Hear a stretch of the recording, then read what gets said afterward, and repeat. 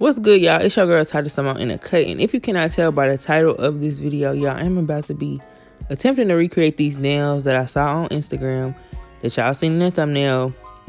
And yeah, if y'all want to see me do that, then just stay tuned.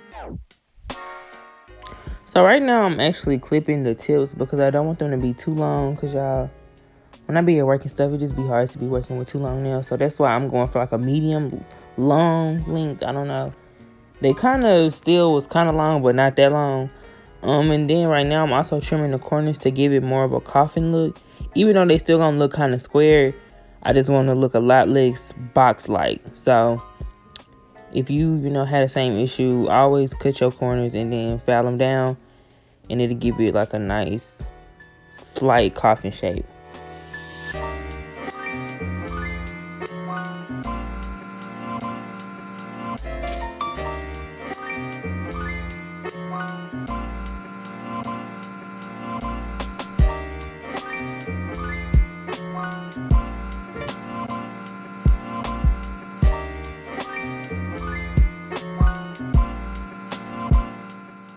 So right now I'm going over the top of my nail with my nail drill, and this just creates a rough surface so that the product can stick. And you want to make sure you do this no matter what you're doing to your nails.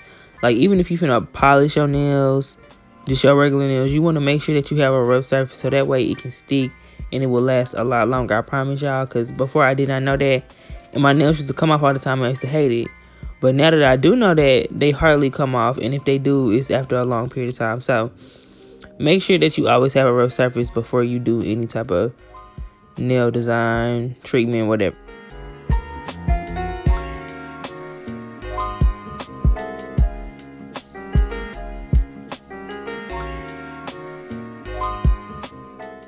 So now I'm going in with this Joe Vitamin Care base coat, and y'all, this is a great base coat. It really does have vitamins in it, and it does help with your nails, especially if you're anything like me. Like my nails, my real nails are really brittle and they're kind of weak right now, so this is helping a lot with that, because I've been getting like a lot of breaking in my nails and stuff, so this is really helping.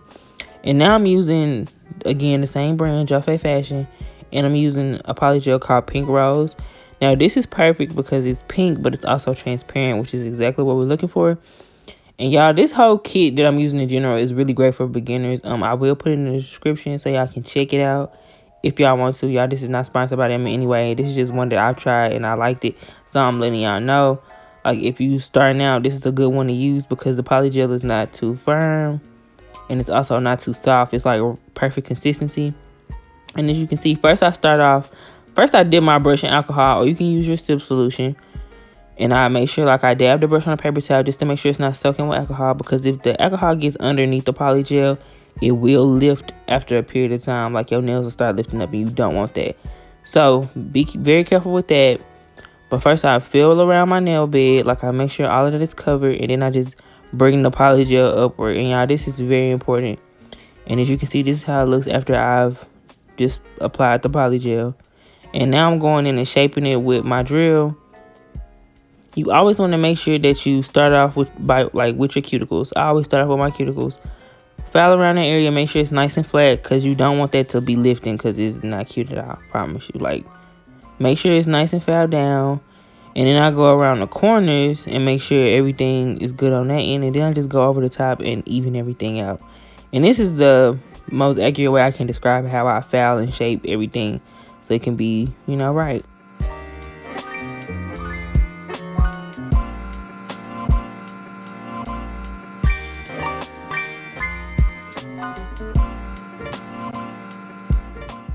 After you get done with your drill, you always want to make sure you go back in with a regular file, and file mainly on the sides, because it'll help your nails look a lot less bulky. I don't know what it is, but after you apply the polygel, it always gets on the sides and make your nail look like bubble-like, and I don't like that. So I always go back in with a regular file, and this just helps with getting that crisp shape that you want, and not like a bulky look,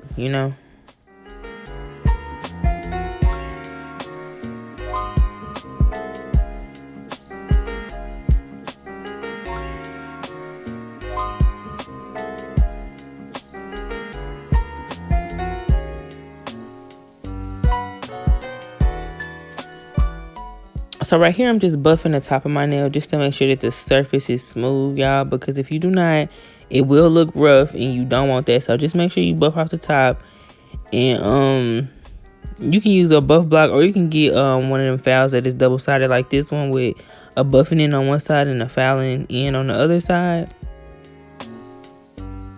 So here I'm using this light pink polygel, and it's called Lovely Peach, and this is what I'm using to make the squiggles. And y'all, this part is actually harder than I thought it was gonna be, because in my mind I'm thinking, oh, okay, this is a squeeze tube, I can just squeeze in a little squiggly design and it'll be straight. But that is not the case. You really have to work with this, y'all, because it comes out kind of thick, so you do have to stretch it, which was like one of the hardest parts. But on the bright side, if you don't squeeze it out into, like, you know, exactly where you want it to go, you can clean it up with your brush. Just make sure you dip it in alcohol or slip solution, and then you can just clean up the areas where polygel got and you didn't want it to be there. Or you can also use your spatula that should be on the other side of the brush, and you can clean it up with that as well.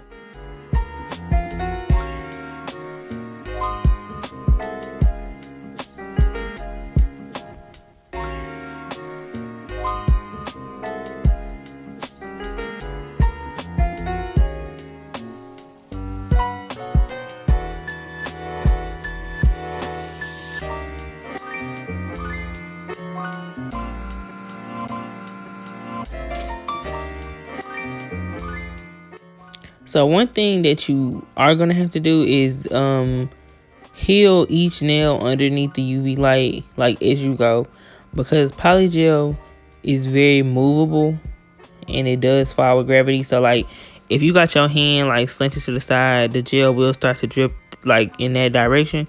So just make sure you put it under the light and let it get hard before moving on to the next nail to save your progress.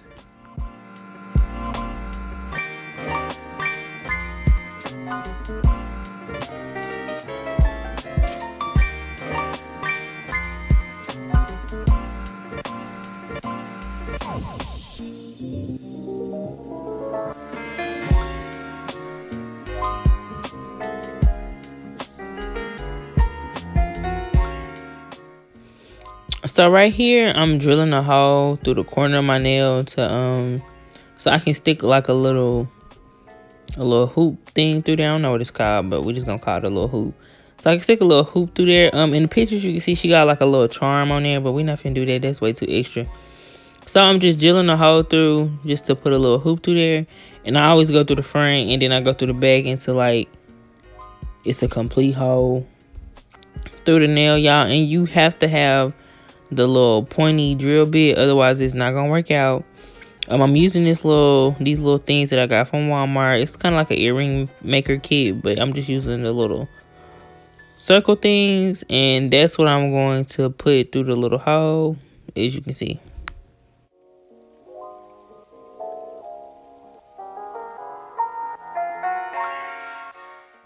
So this is how it looks with a little gold little hoop through it. And this is, you know, the finished product, y'all. And this is actually like a week prior. I mean, not a week prior, but a week after I got done with this video. And they still look good. So I am happy about that. They are lasting really long, which is good. But I mean, yeah, it turned out how I thought it would. So I'm happy about it. And that's pretty much the end of this video. So I hope y'all enjoyed. And I'll see y'all in the next one.